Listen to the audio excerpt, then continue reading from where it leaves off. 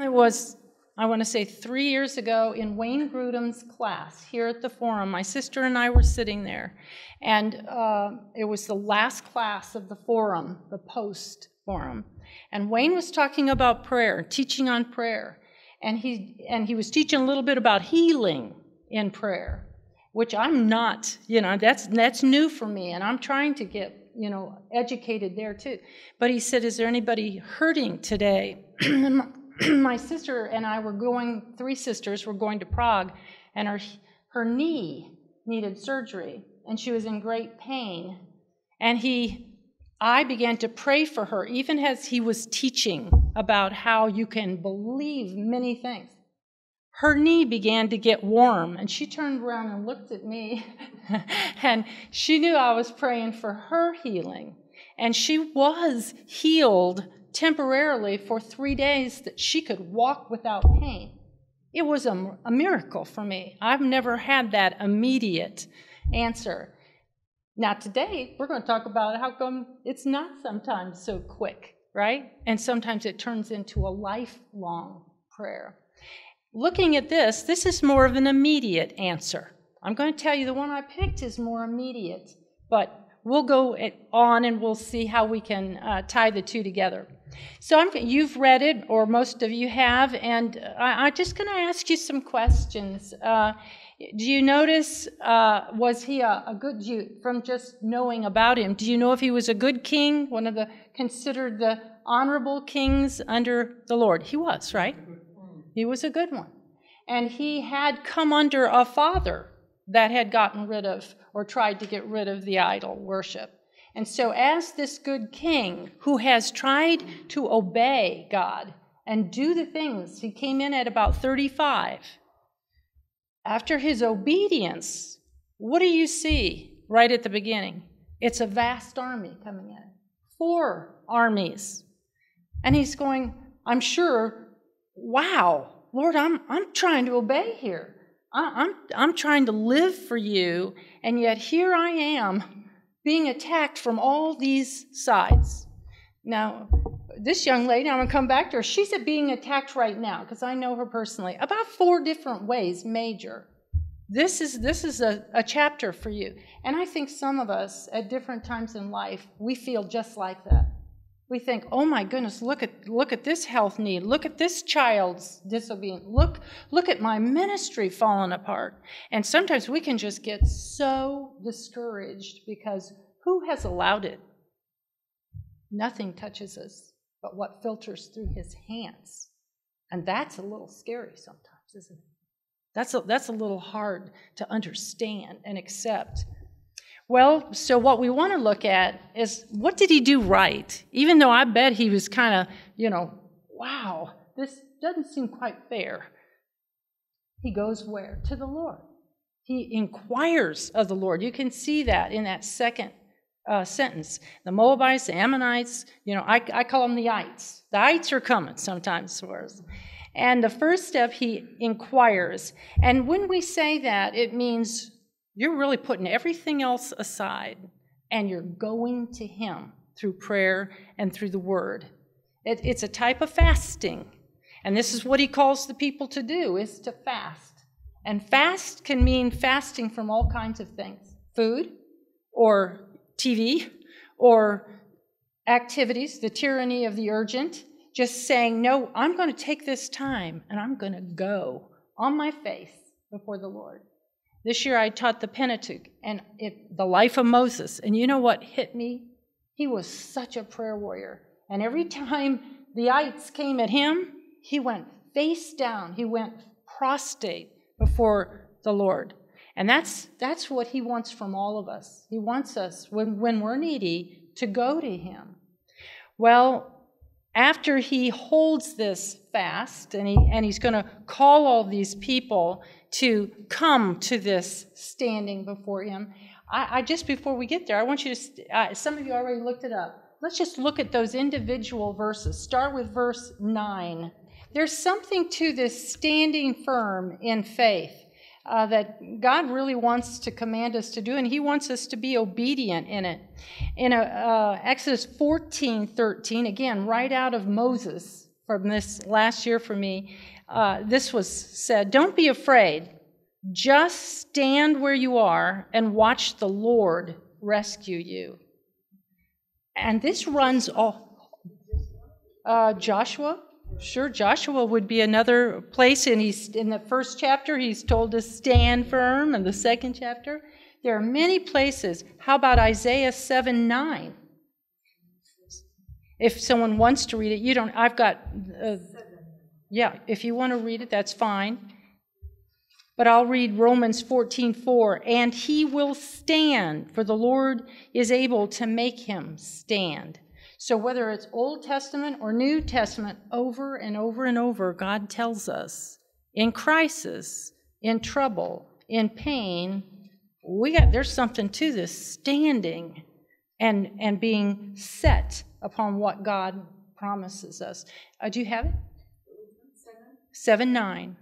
If you do not stand firm in your faith, you will not stand at all. If you don't stand firm in you have it. If you don't stand firm in your faith, you're not going to stand at all. If you struggle with any area of your life, he calls us to depend on him, to look to him, and to stand firm. So, what does it mean, this standing in faith? Do you all have a good definition of faith? The way we teach it is it's 3 C words. It is not faith in faith. It's faith in the content, the gospel of Jesus Christ, the life, the death, what we heard last night preached beautifully. It's all about Jesus Christ from beginning to end. Every week of 31 weeks in the Pentateuch, every week I taught Jesus Christ. It was just right there. And so what we have to understand, faith is based on Christ and what he came and did and delivered us from. And then we take that head knowledge and make sure it's personal. That's the second word, consensus. It's a warming, it's a personal receiving Jesus Christ. So you have to believe in the gospel, you have to receive him personally, and then you have to, the third word is commitment. That's what faith is, true saving faith. And that's what we're standing on, okay? Not just faith in this God that says he's good, not just in, what people might call Christianity, but it's not anywhere close to what the Word of God teaches. So first we have to understand what faith is. And then we have to understand that faith and belief and trust are all interchangeable there. If we have faith in Jesus Christ, we will trust. We will believe God's word. We will read this and say, that's for me. That prayer, that example of prayer is for me in crisis.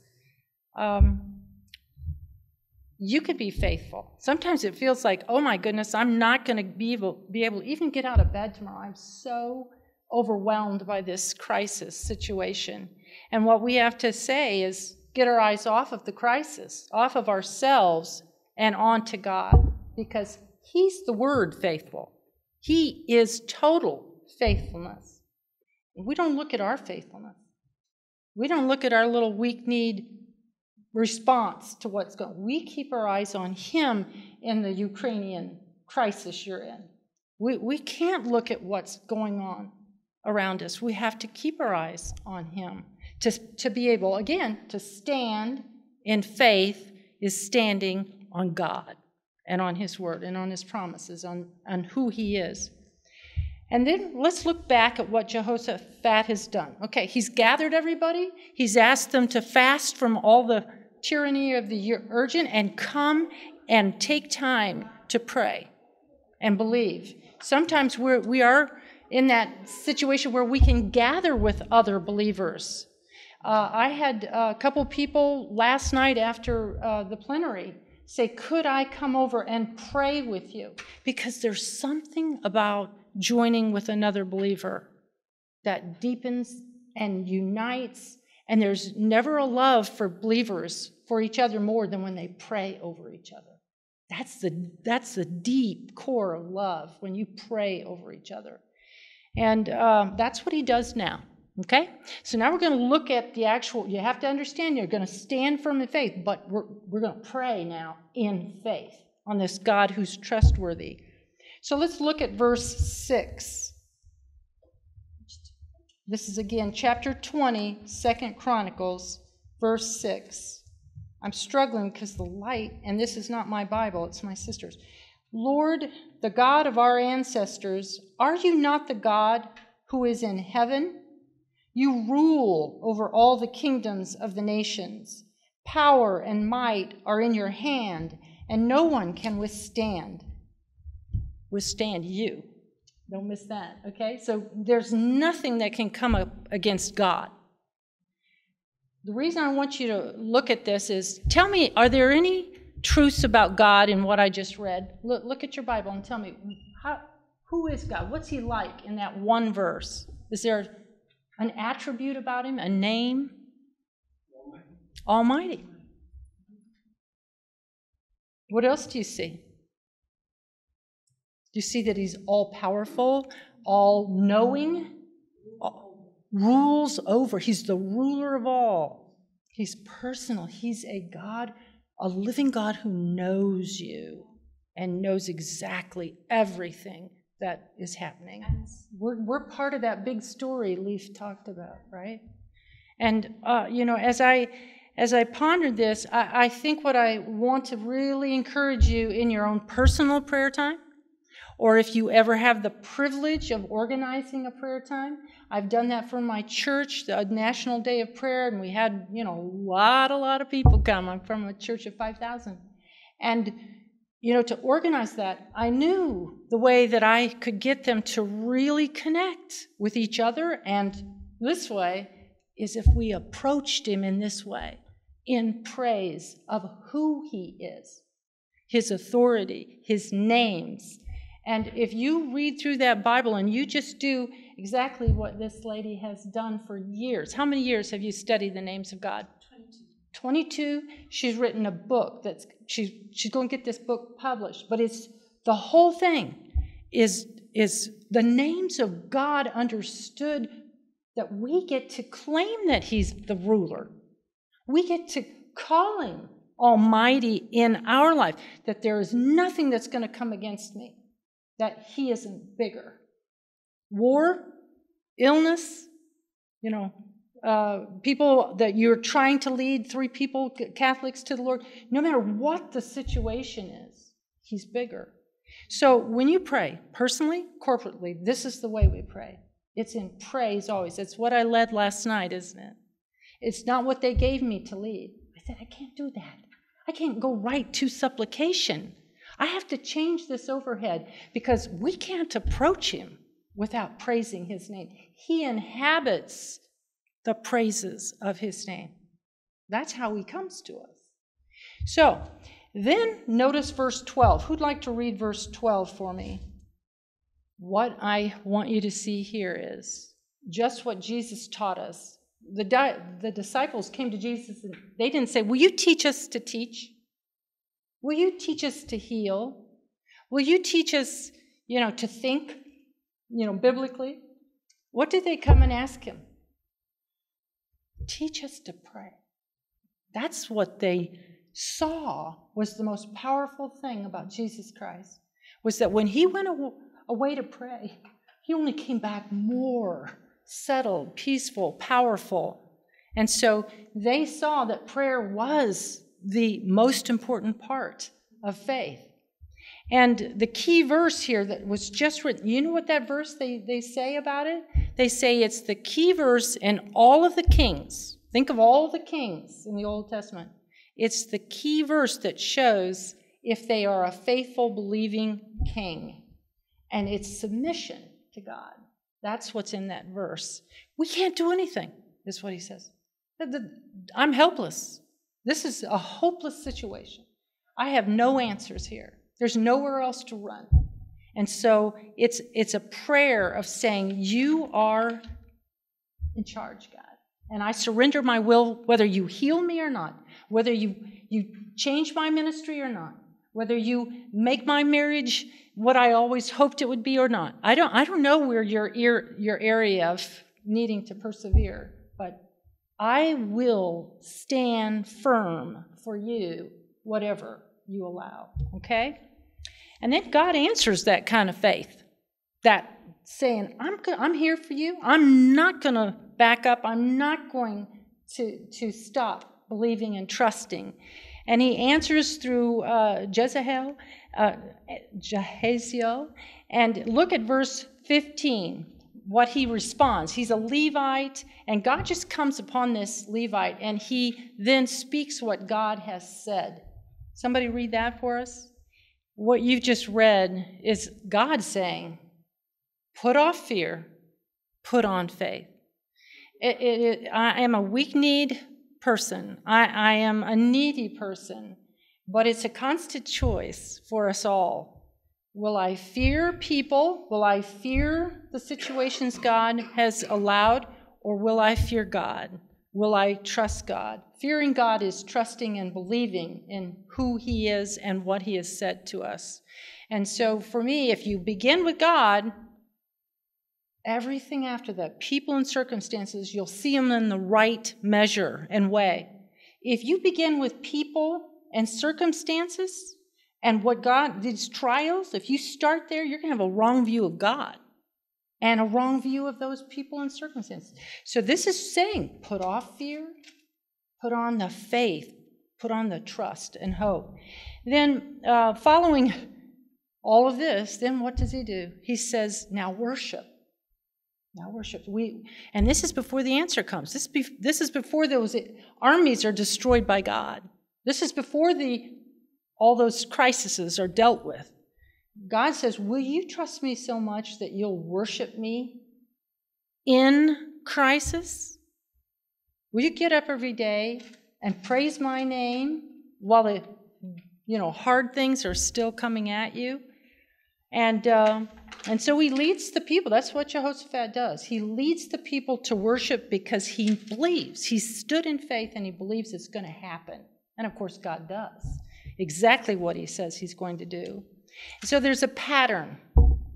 There's a pattern to having persevering prayer hold you, sustain you, and carry you through the crisis. Let's think about it. It goes praise, pray God's will in submission, and pray whatever scriptures that you think are perfectly for your situation, and then worship. And that's a good pattern to have all of life. And the whole time you're waiting on the answer to the prayer, we continue the work of Christ. We never give up. We never quit taking the stand, but also staying active in the work that he gives us to do while we wait. I came across this in my devotion time. It says, genuine moral fiber is developed by enduring the discipline of faith. Who's changed? Our character's changed by trial. Our character becomes Christ-like because of trial. That's why he allows it, right? He allows the trial so we will be changed to be more like him. I kind of looked up some of our great heroes of the past. William Carey, 7 years of ministry and prayer before he had one convert. 7 years of trying to start the church. Let's see, Judson, 7 years. Burma, 7 years of labor, hard labor before one came.